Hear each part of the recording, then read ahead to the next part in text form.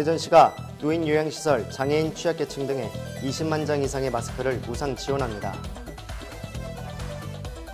허태정 대전시장이 대전 1번 확진자가 다녀간 음식점을 방문해 점심 식사 후 업주를 격려했습니다.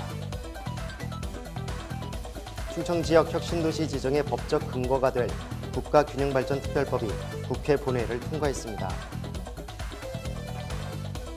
육군 32사단이 대전 충남 지역의 터미널, 역, 대학가 등에 대한 방역 지원을 실시했습니다. 중국 원덩구가 앞선 천안시의 마스크 지원에 보답하기 위해 마스크 32,500장을 전달했습니다. 자세한 소식 잠시 후 뉴스에서 전해드리겠습니다. 안녕하십니까. 신동아방송 대전충남뉴스 지우열입니다.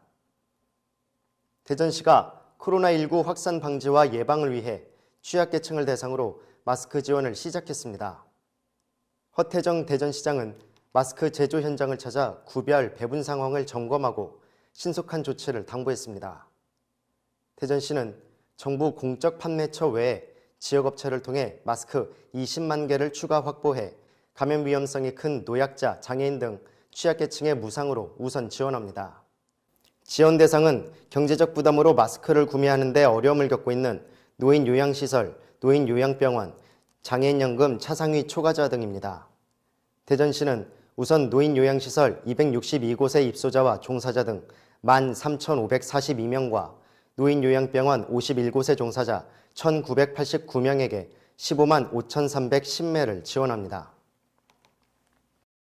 허태정 대전시장이 코로나19로 어려움을 겪고 있는 소상공인을 직접 찾아가 업주를 격려했습니다.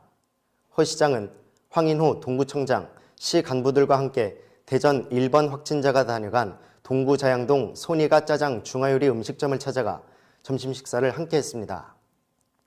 코로나19 확진자가 다녀간 곳이라는 점 때문에 직간접적인 피해를 입고 있는 업주를 격려하고 시민들의 불안감을 해소하기 위해 마련된 자리입니다.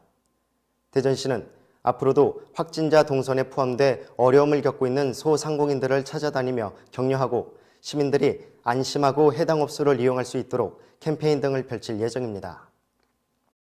충청권 혁신도시 지정의 법적 기반인 국가균형발전특별법 개정안이 국회 본회의를 통과했습니다. 국가균형발전특별법 개정안은 혁신도시가 없는 대전 충남이 혁신도시로 지정받을 수 있도록 혁신도시 지정 대상과 지정 절차 등을 담았으며 공포 후 3개월이 경과한 6월 말 시행될 예정입니다. 그동안 양승조 충남지사를 비롯한 충청권 지자체장들은 박범계, 홍문표, 김종민 국회의원과 함께 국가균형발전특별법 개정을 추진했습니다. 이에 따라 혁신도시 지정을 최대 현안 사업으로 정하고 정치권, 충청권 지자체, 시민단체 등과 연계해 대통령에 대한 충청권 4개 시도 공동건의, 국회 정책토론회, 혁신도시 지정 시민 서명, 국회의장 및 여야 정치권 방문, 국토교통부 장관 면담 등 총력을 기울여 왔습니다. 코로나19 감염증 확산 방제를 위해 충청권 향토방위 임무를 맡고 있는 육군 제32보병사단이 대전 충남 지역 방역활동 지원에 나섰습니다.